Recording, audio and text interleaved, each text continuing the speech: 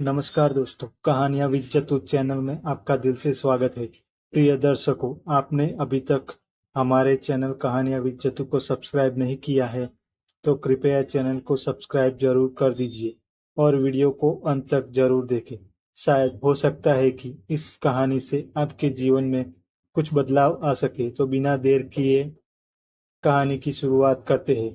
प्राचीन भारत की धरती पर एक घना जंगल था जहाँ मुनि कंडू का आश्रम स्थित था।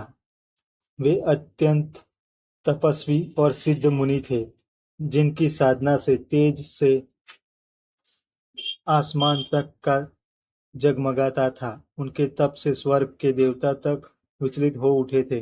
देवराज इंद्र ने देखा कि यदि कंडू मुनि इसी प्रकार से अपनी साधना में लीन रहे तो वे शक्ति और ज्ञान से देवताओं के सभी समकक्ष हो जाएंगे। इंद्र ने मुनि की तपस्या को भंग करने की योजना बनाई। इंद्र ने अपनी सबसे सुंदर और चतुर अप्सरा मोहिनी को बुलाया। मोहिनी, तुम धरती पर जाओ और मुनि कंडू की तपस्या को भंग करो। यह तुम्हारा सबसे कठिन कार्य होगा, लेकिन तुम्हारी अद्वितीय सुंदरता ही हमारी रक्षा कर सकती है। इंद्र ने आदेश दिया। मोहिनी ने सिर झुकाकर स्वीकृति दी, लेकिन उसके मन में शंका भी थी। क्या वह एक ऐसे तपस्वी को विचलित कर सकेगी जिसकी साधना सदियों से अडिग रही थी।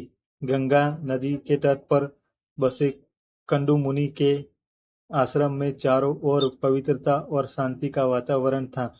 मुनि अपने ध्यान में लीन थे जब अचानक उन्होंने सुगंधित हवा का झोंका महसूस किया।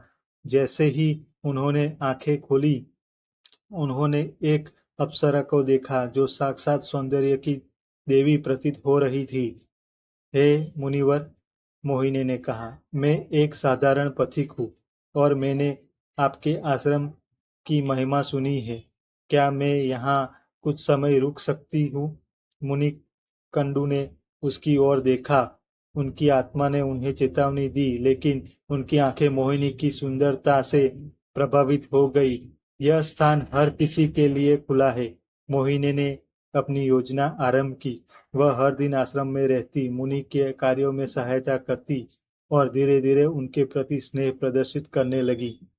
मुनि कंडू, जो पहले ध्यान और साधना में अडिग थे, अब मोहिनी की उपस्थिति में विचलित होने लगे। मोहिनी ने अपने नृत्य और संगीत से उन्हें मंत्रमुग्ध कर दिया। मुनि, जो कभी किसी सांसारिक वस्तु की ओर ध्यान नहीं देते थे, अब मोहिनी की बातों में खोने लगे।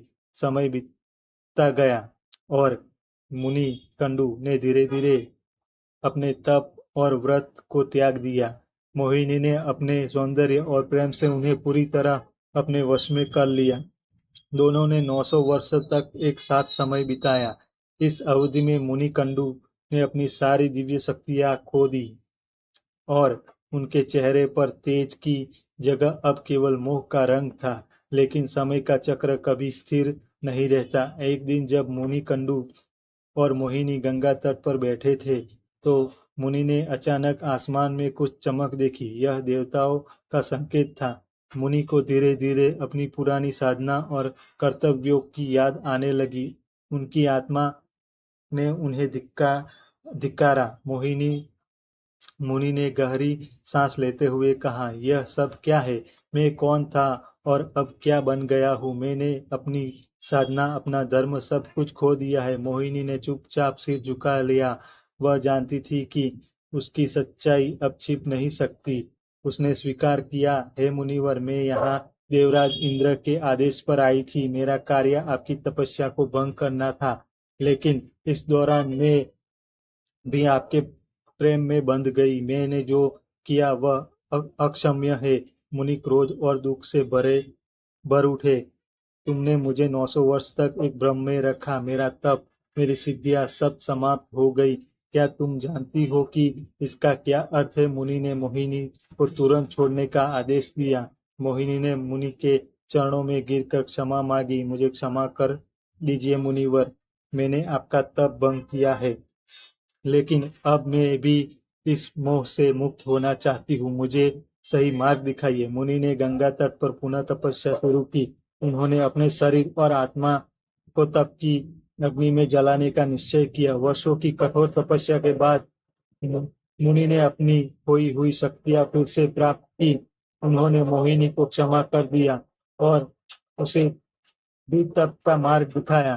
देवताओं ने जब देखा कि मुनि कंडू अपने तप से पुनः दिव्यता प्राप्त कर ली है तो वे भयभीत हो गए। इंद्र ने स्वयं मुनि के पास आकर क्षमा मांगी।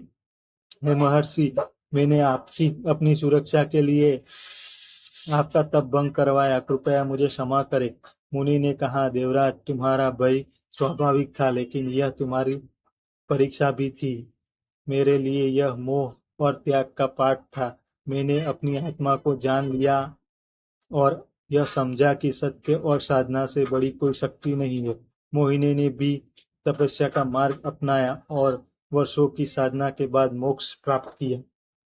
मुनि कंडू ने अपने शिष्यों को यह सिखाया कि मोह और इच्छाओं का जाल कितना भी गहरा हो, सबसे उससे बाहर निकलने का मार्ग सदा खुला रहता है। मुनि कंडू और मोहिनी की यह कथा इस बात का प्रमाण है कि जीवन में भटकाव का कितना भी बड़ा क्यों न हो, सच्चे प्रयास से आत्मा उन्नति और मोक्ष प्राप्ति किया जा सकता है।